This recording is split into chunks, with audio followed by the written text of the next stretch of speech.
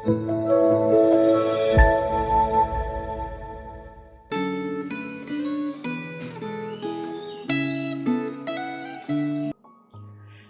Bapak Ibu yang terkasih dalam Tuhan, mari kita bersatu di dalam doa.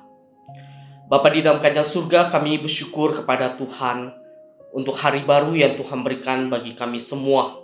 Saat ini ya Tuhan, kami kembali memohon kepada Allah agar Tuhan berbicara di dalam kehidupan kami. Kami sadar tanpa pimpinan dan arahan firman Tuhan, maka kami akan berjalan di arah yang salah. Tetapi melalui kebenaran firman Tuhan, kami boleh dituntun untuk boleh berjalan di jalan yang benar. Kami memohon Roh Kudus di dalam hati kami boleh berbicara, mengarahkan, membentuk, dan juga mengajarkan kami ya Tuhan. Kami memohon kepadamu dan kami menyerahkan waktu ini ke dalam tangan Tuhan. Demi nama Tuhan Yesus Kristus kami bersama-sama berdoa. Amin. Bapak Ibu Saudara sekalian, kita bersama-sama merenungkan dengan tema batasan kebaikan Allah yang terambil dari Bilangan pasal yang ke-34, ayat yang pertama hingga ayatnya yang ke-5. Demikianlah firman Tuhan. Tuhan berfirman kepada Musa, "Perintahkanlah kepada orang Israel dan katakanlah kepada mereka, apabila kamu masuk ke negeri Kanaan, maka inilah negeri yang akan jatuh kepadamu sebagai milik pusaka, yakni tanah Kanaan menurut batas-batasnya. Adapun sisi selatanmu ialah dari padang gurun Zin menyusur Edom, maka batas selatanmu mulai dari ujung laut Asin di sebelah timur. Lalu batasmu membelok ke selatan pendakian Akrabim, terus ke Zin, dan berakhir di sebelah selatan Kades Barnea. Sesudah itu, ia mencapai Hazar Adar dan terus ke Asmon. Kemudian batas itu membelok dari Asmon ke sungai Mesir dan berakhir ke laut." Bapak Ibu yang terkasih di dalam Tuhan, Tuhan dengan jelas menegaskan batas-batas negeri yang akan menjadi milik pusaka bangsa Israel, baik untuk batas selatan, utara, timur maupun juga barat. Nah, sebagai bangsa yang Tuhan sudah pilih untuk menjadi berkat bagi seluruh bangsa di bumi, ada hal yang mengejutkan ketika kita membaca di dalam Bilangan pasal 34 ini. Ternyata Tuhan tidak membuat bangsa Israel menduduki seluruh bumi, tetapi justru membatasi wilayah mereka. Nah, Bapak Ibu Saudara sekalian, salah satu kalimat populer di dunia barat yaitu the bigger the better, artinya lebih besar, lebih baik. Ini adalah sebuah kalimat populer yang kalau kita perluas, maka bisa berarti lebih luas, lebih baik, lebih banyak, itu lebih baik. Saudara, dunia mengajarkan kita bahwa kita bisa selalu merasa kekurangan. Dan pemikiran ini menginspirasi orang-orang untuk jatuh di dalam dosa kerakusan, keserakahan, iri hati, dan dosa-dosa lainnya.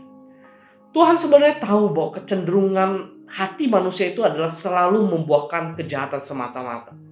Itulah sebabnya Tuhan memberi batasan yang begitu jelas bagi umat yang hendak Ia buat menjadi berkat bagi bangsa-bangsa lain. Nah, Bapak Ibu Saudara sekalian, seperti bangsa Israel, mereka harus mengingat bahwa tanah yang diberikan itu adalah asalnya dari Tuhan, dan mereka tidak bisa mengklaim bahwa tanah itu mereka peroleh dengan kekuatan mereka sendiri. Maka Bapak Ibu Saudara sekalian, kita pun juga bisa mengerti bahwa apa yang kita miliki sekarang ini sesungguhnya adalah pemberian dari Tuhan saja. Nah, kembali di dalam cerita.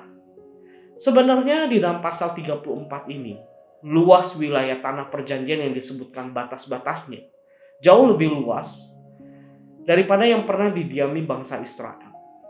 Raja Daud menguasai sebagian besar tanah Kanaan dan banyak wilayah Transjordan juga. Tetapi luas wilayah yang ditentukan di pasal 34 ini tidak sesuai dengan batas-batas aktual pada saat Israel masuk ke tanah Kanaan. Oleh karena itu, luas wilayah yang digambarkan di pasal 34 ini adalah suatu wilayah yang dijanjikan Allah kepada bangsa Israel, tetapi tidak pernah sepenuhnya mereka tempati. luas wilayah tanah perjanjian sesuai dengan batas-batas yang Tuhan nyatakan, dan ketidakmampuan Israel untuk menempati semuanya mengingatkan kita akan kemurahan hati Tuhan. Di dalam Efesus pasal yang ketiga ayat yang ke-20 mengatakan yang dapat melakukan jauh lebih banyak daripada yang kita doakan atau pikirkan. Nah, Bapak Ibu Saudara sekalian, demokrasi yang membabi buta mendorong manusia untuk mengutamakan kebebasan mutlak, yaitu kebebasan sebebas-bebasnya. Batasan itu biasanya dipandang sebagai pengekangan hak. Tetapi kalau kita melihat di dalam Alkitab, perspektif itu jelas berbeda. Anak-anak Allah itu harus memandang batasan, apalagi ketetapan Tuhan itu sebagai berkat, bukan sebagai pengekangan. Batasan itu menghindarkan kita dari dosa-dosa terselubung yang memalukan. Batasan itu menolong kita untuk melihat dan bersyukur untuk atas apa yang Tuhan berikan kepada kita. Dan mengikuti batasan Tuhan itu membuat kita semakin menyerupai anaknya, yaitu Yesus Kristus. Nah, Bapak Ibu Saudara sekalian, mari kita coba pikirkan sejenak, apa batasan-batasan yang Tuhan berikan di dalam kehidupan kita. Apakah kita sudah memahami bahwa batasan-batasan yang Tuhan berikan juga di dalam kehidupan kita bukan dalam bentuk pengekangan, tetapi itu adalah berkat yang Allah berikan bagi kita. Kiranya Tuhan memberkati kita. Mari kita berdoa. Bapa di dalam kerajaan surga, kami bersama-sama berterima kasih kepadamu. Melalui kebenaran firman Tuhan yang boleh kami renungkan sejenak, kami mengerti bahwa batasan bukanlah sesuatu hal yang buruk ataupun berbicara tentang pengekangan hak. Tetapi batasan dapat kami lihat dari perspektif Allah sebagai bentuk berkat Allah kepada setiap diri kami. Menolong setiap diri kami untuk tidak jatuh di dalam dosa, tetapi justru melihat bahwa batasan itu sebagai bentuk berkat Allah yang menolong kami untuk tetap melihat Allah sebagai sang pemberi berkat, dan kami boleh bersyukur akan hal itu. Kami memohon kepada Engkau ya Tuhan, kiranya kami terus boleh melihat kebaikan-kebaikan Allah yang Tuhan nyatakan di dalam kehidupan kami.